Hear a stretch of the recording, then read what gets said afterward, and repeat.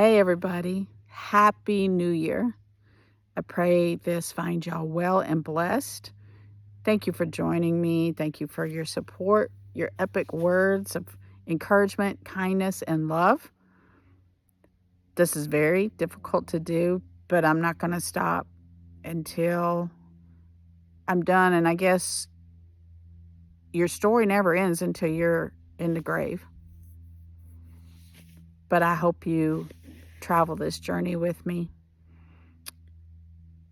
It's going to be tough for a while, but then we're going to see God start putting the puzzle pieces to this amazing journey together.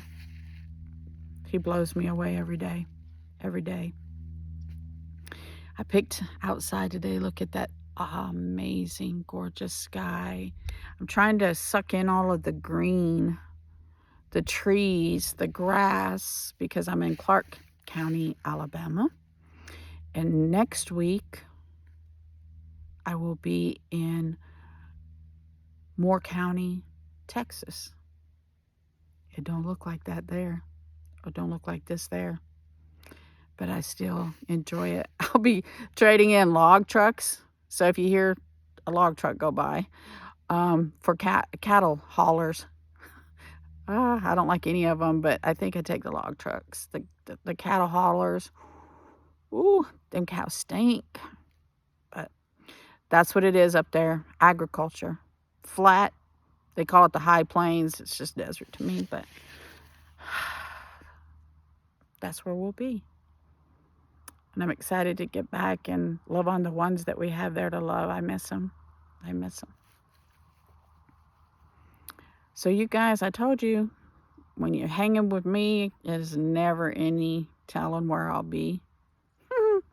But today it's a beautiful, gorgeous day. Tomorrow's supposed to rain, but I had to take a breath yesterday because the last video was very difficult. This one's not much better, but not as severe. So where I left off, divorce, happiness for the oldest sister and I, not understanding where the middle one was. Biological mom starting to drink a lot. Still working hard, trying to do the best she could with 2 kids. She got the house in the divorce. Like I said, I don't know the extreme particulars, but it didn't seem as evil once it was just the 3 of us there. But then there was a time that the middle sister came. I don't know if it was her weekend, her week, a summer thing. I don't remember. I just remember the 3 of us were all together with her. And she said, we're going to go to Rawlins, Wyoming. We're kids. All we know to do is get in a car. We went to Rawlins, Wyoming. We showed up at a motel because I remember her driving up to the door.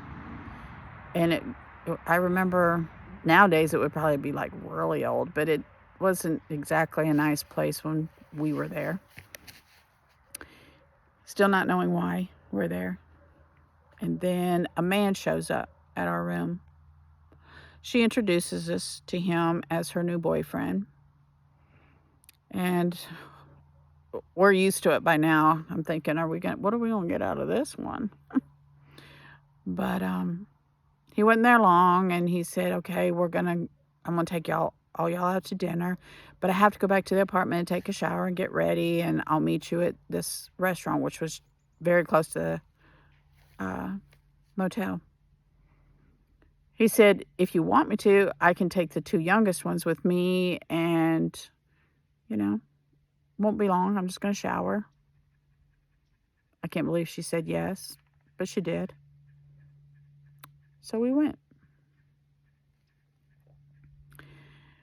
It was a big Victorian house that they had changed into several apartments. He was on the top floor. And I remember the front room was probably the biggest, and it had the beautiful bay windows, almost floor to ceiling windows, and the shape of it, the bay, it was beautiful. And so the middle sister and I rushed to the windows because we wanted to see out of them, and it was awesome. And he went and took his shower. And we were being nosy, kind of looking around. We didn't find anything, thank God. Just being kids. We were left alone. Next thing I know, he's in the kitchen, it was really a lot. It wasn't a studio, but it wasn't big. But there was a door that opened into what I would call as a closet/storage room. But I can remember all his clothes hanging. Then there was boxes, etc. And it was right off the kitchen. And he called for me. So I walked over there. And the middle sister's still looking out the windows and playing in the curtains. And he said, "Would you help me pick out a shirt?" Okay. So I went in there, and I no more stepped inside the door, and the door closed behind me. Quietly. He didn't have a shirt on. He had his pants on. And I'm looking at the shirts hanging on the racks. The next thing I know, I turn around. He's sitting down with his parts hanging out.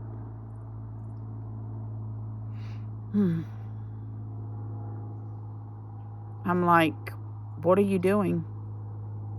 I want to get out of here. Open the door. He said, "No, come here." And I began to cry. And he grabbed my hand and made me touch him.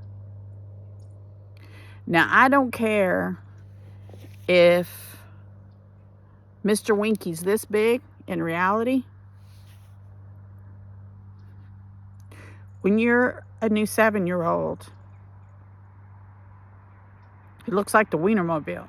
It's terrifying and ugly, like a long snake cyclops eye thing.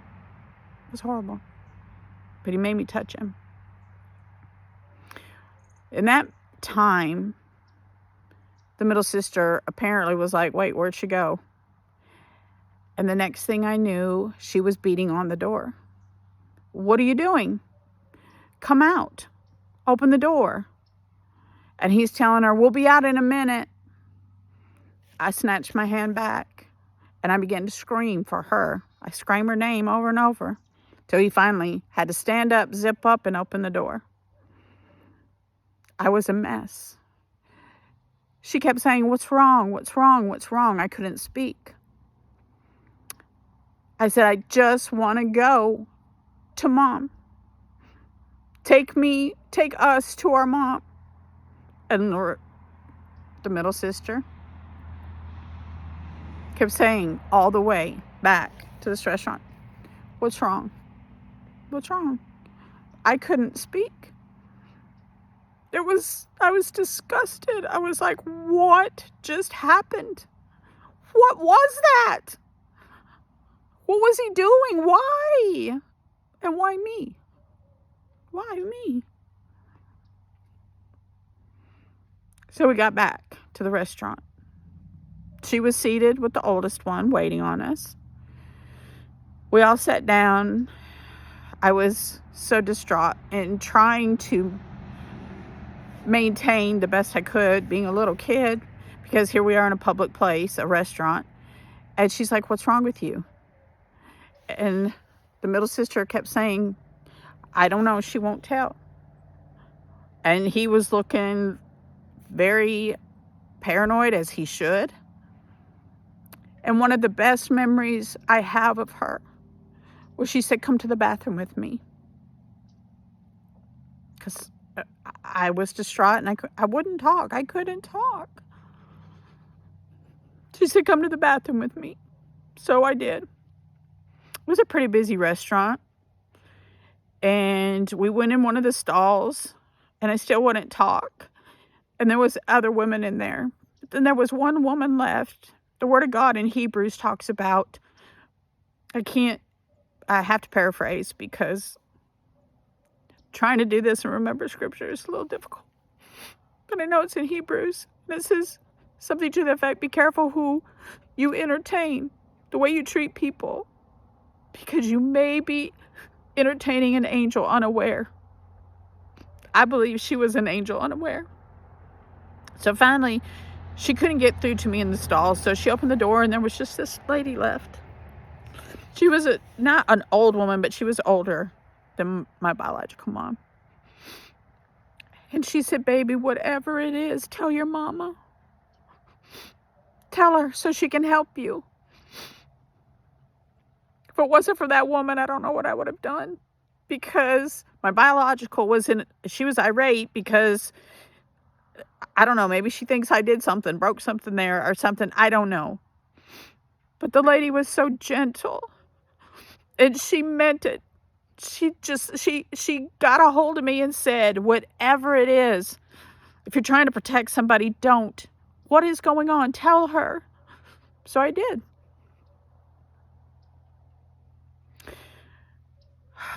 The look on her face, the rage that came over her.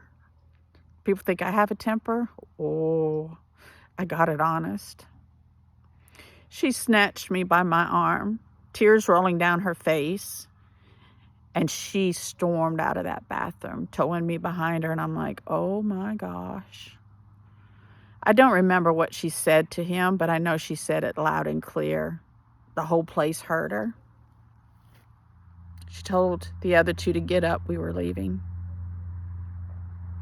We went back to the motel, but I vividly remember that he came there too.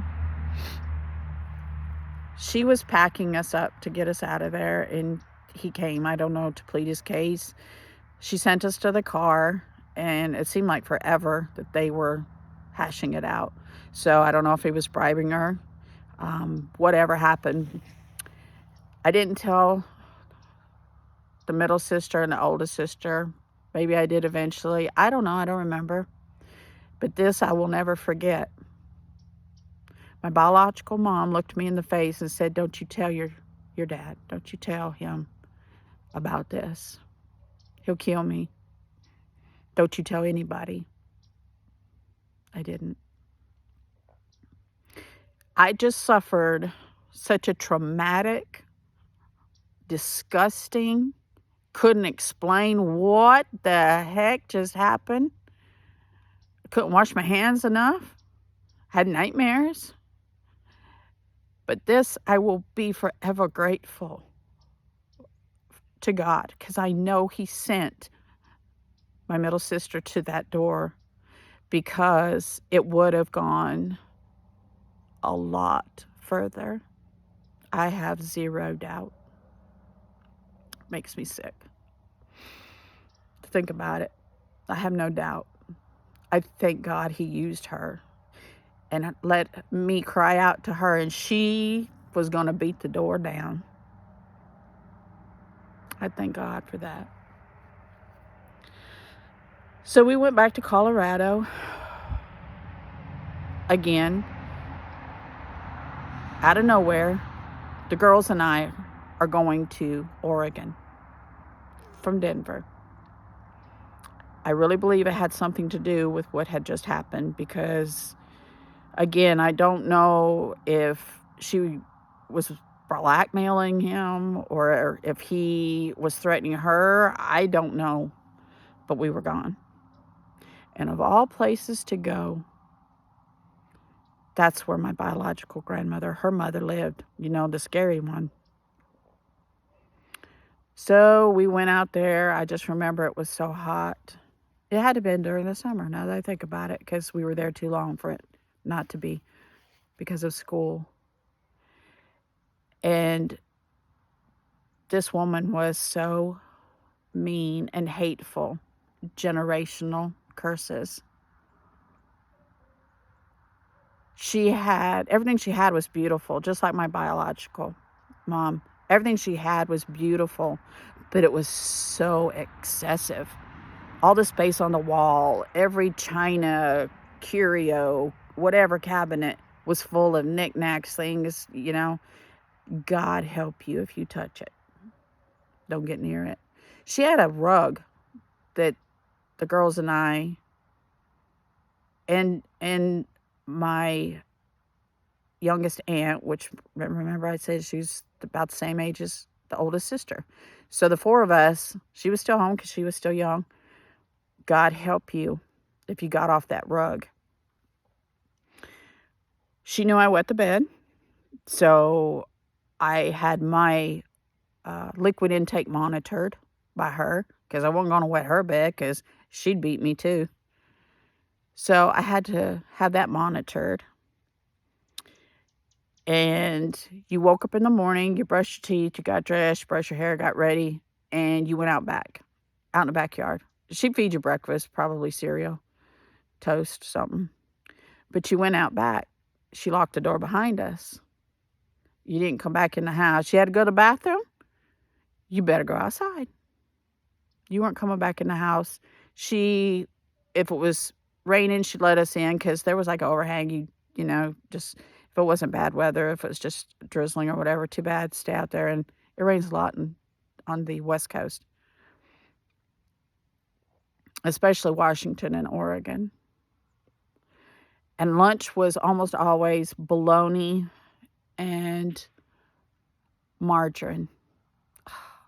Bologna and margarine sandwiches, not even grilled. I probably could have stomached it better if it was grilled.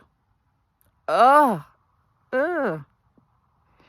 No, that was lunch. Who knew what supper was? It was just like, just survive. We even had to go with some people in a pea field and work and pick peas. It was just an awful, and I don't mean to sound like a wimp because I'm a hard worker. He worked, biological dad, he worked us like a dog. Like a dog. He didn't have no boys, so we were it. Dishes, as soon as you were able to stand on a chair. That's my baby boy coming in. Mike Shane. Coming in from work. You can stand on a chair, you could do dishes. You can stand on a chair, you could learn how to iron. Ironing was a big thing back then, y'all. Everything got ironed. I know work. But when you're out in the hot heat and you're little kids and you're picking beans for hours, I drank a lot then. I was able to. It was just a crazy, crazy time. Nobody talked about anything. It was like, and one of the most bizarre things out of the gazillion that I have, I thought about it last night. I had separation anxiety from my biological mom. I would literally hold onto her leg, scream bloody murder, throw down fits to where I was hysterical and could barely breathe because I was crying so hard. And I was thinking last night, why? Why? I don't know. So we stayed there too long. There was something very funny that happened. I mean, it is, but it isn't, that kind of thing. But I remember the oldest sister and my aunt, because again, they were right at the same age. They found some Boone's Farm wine. I don't know if they make it still. But they got hold of it. And they got so drunk. And I don't know where great grandma was or grandma Mert. I don't know where she went or what she was doing. And then the older aunt, they came back, and the aunt and my oldest sister were so drunk, and they were on bicycles. The middle sister and I are going like, they're gonna die if they don't kill themselves on them bikes being so drunk. Their grandma's coming back, she's gonna kill them. It was hysterical. They were running them girls all around all around the yard because they were on bikes. Grandma could hoof it, you hear me? But when they got caught, oh my gosh. Oh my goodness. This time, the middle sister and I were totally innocent. We just got to watch the show. And it was a show. Oh my. The best part was the next day, though, for them, for us to watch. They were so sick, so hungover. Oh my gosh. Oh my gosh. I don't know what got in their head to do something like that at such a young age, but they did it. They did it. Speaking of a young age, so we end up back at the house in Denver after all of that trauma in Oregon. Trauma and drama all over the place. That's one of the places that also my claustrophobia got a lot worse because they would stick me in a bag. Some folks call it a croaker sack. It, like that mesh kind of burlap. That's what it is. A burlap sack tied up, and I'd have to fight my way out of it. Not fun. Oh, well. So we went back to Denver. Probably started back to school. I don't know. There was a young woman, teenager, that lived just a few houses down from us. And her name was Nadine. Short, really long black hair. And she was our part-time babysitter. She was a lot of fun. She was a big hoot. She was good to us. But one day, I was 8 years old. I just turned 8 because I was 7 in Oregon when that happened. No, in Rawlings when that happened. But when I turned 8 years old, her and I went to the park. It was just her and I. I don't know where the oldest sister was, but she was smoking this cigarette, or at least I thought it was a cigarette. And I said, "What is that?" And she told me like I could comprehend what it was, but she began to blow it in my face. And I was high as a kite. I'm thinking, wow. I can't explain how I feel. All I know is I couldn't stop laughing and I was starving. I wanted to eat everything in sight. And I know she regretted doing it pretty quickly because all the way on the walk back to the house, she was like, "You gotta shh. Your mom's gonna kill me." And I'm thinking, I don't know what this is that you just did. Marijuana. I'm 8 years old. I don't know about that. Alcohol, I know a lot about. I don't know nothing about no marijuana. So that I got my first high on at 8 years old, and I didn't do it. She did it to me. I guess she thought it was funny, but it ended up just about backfiring on her. So she snuck me in the house. I was so hungry, and all I could do was laugh. That's when I began to really enjoy a bologna sandwich with mayonnaise. And she would mash waves, the wavy potato chips onto it. It was amazing. I must have ate 4. I can't do marijuana. I'm big now. I would be like humongous and sitting in a corner rocking back and forth. And I did try it as an adult, and I talk a lot. And I was like telling my own self, "Shut up. Please just shut up." But yeah. Stoned at 8 years old. Crazy. But we stayed in Denver for a couple years while they were divorced, back and forth to go see who or whatever. We visited him a couple of times. He did have girlfriends. One lady he was living with, and I remember it was a trailer in a trailer park on the mountain, and he or she, whoever, was cooking liver. Liver. Mashed potatoes, some kind of vegetable. Now, I'm all about a youngin' trying something. If you've never, ever tried it, I don't like it. Have you tried it? No? Well, then try it. And a lot of times they end up saying, well, okay, I do like this. And sometimes they taste it and they're like, that's okay with me. You don't ever have to eat it again the rest of your life if you don't want to. You don't have to. But just at least try it. Don't say you don't like something if you ain't never tried it. With that being said, he knew I hated liver. So he was eating in the front room as he always did. You know, you peasants sit at the table. I'm going to go in here. I'm the king, so I'm going to go in here and sit and eat my supper. Well, while he was watching TV, I'd stick a piece of that disgusting liver in my mouth, and then I'd ease the napkin up to my mouth and put it in the napkin. I don't know. Sometimes I really believe the enemy told him things. But after all, everybody was done. Maybe one of the girls told off on me. I don't think they did. But he come up to me and said, did you eat all your liver? Yes, sir, I did. Yes, I did.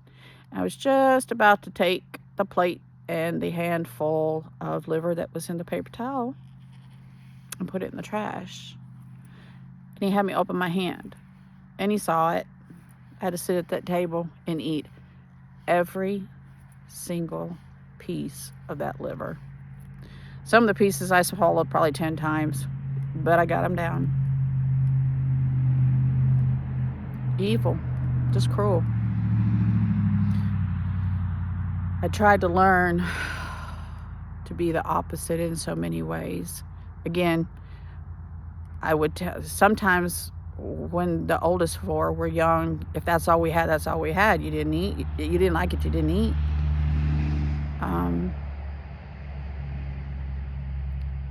But I always tried never to force my kids to eat something they hated.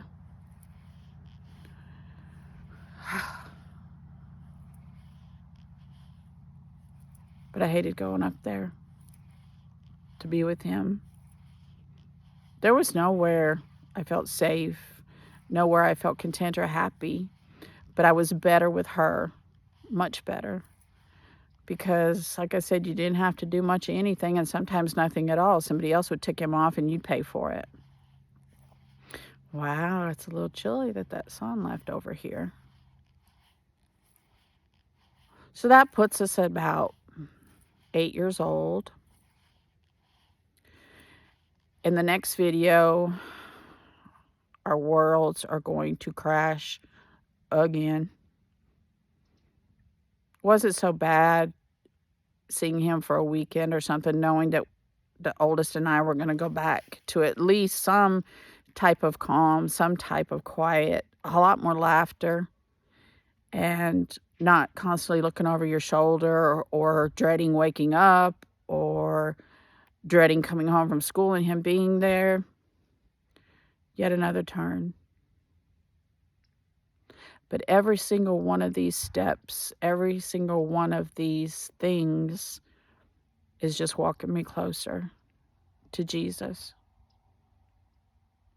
It's going to be a little while, but it's coming. But I'm blessed. And oh, how I love. I just want to be known.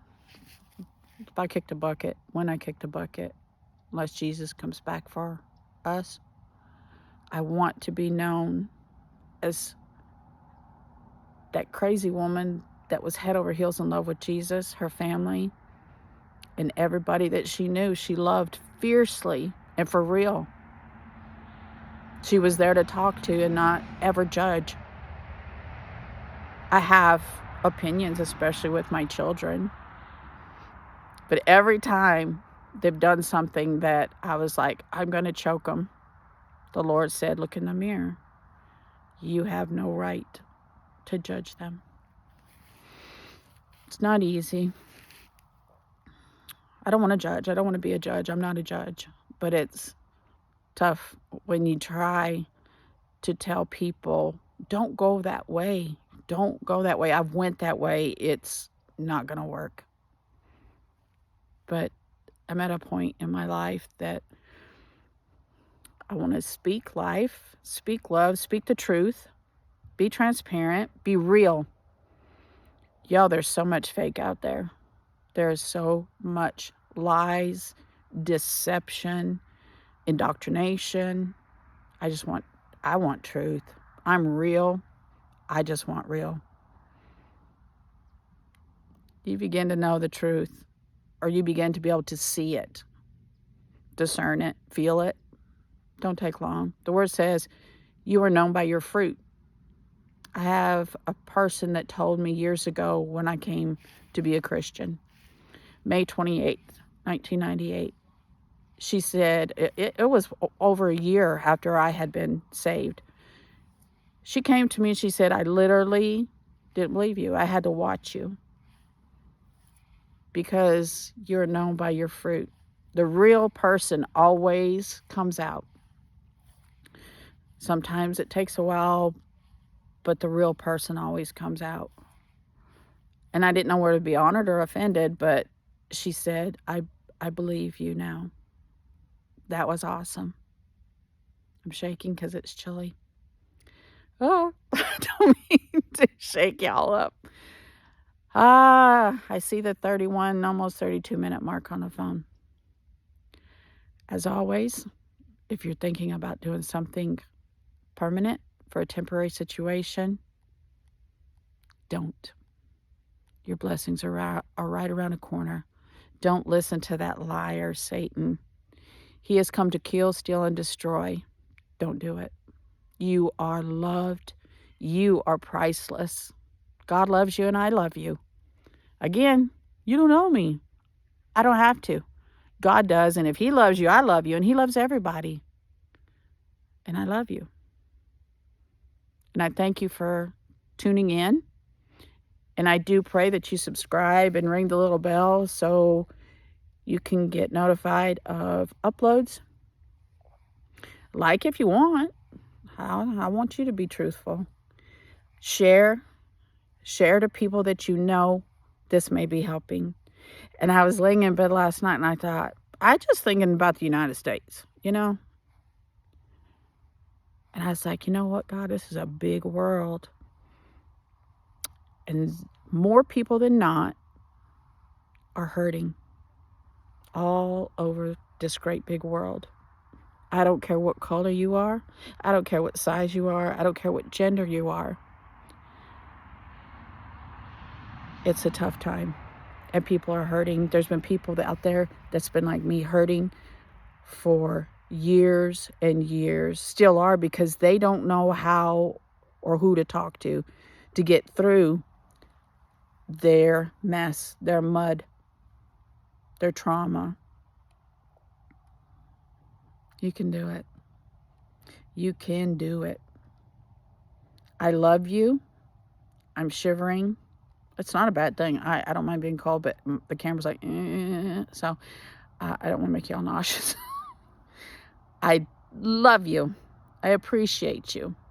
God says the same. I will upload soon again. Whew. Thank you. Thank you for being there. Thank you for cheering me on. Got a long journey, and I'm so excited to take it with y'all. I love you. Have a blessed, awesome new year, a blessed evening, and sweet sleep. Good night, y'all.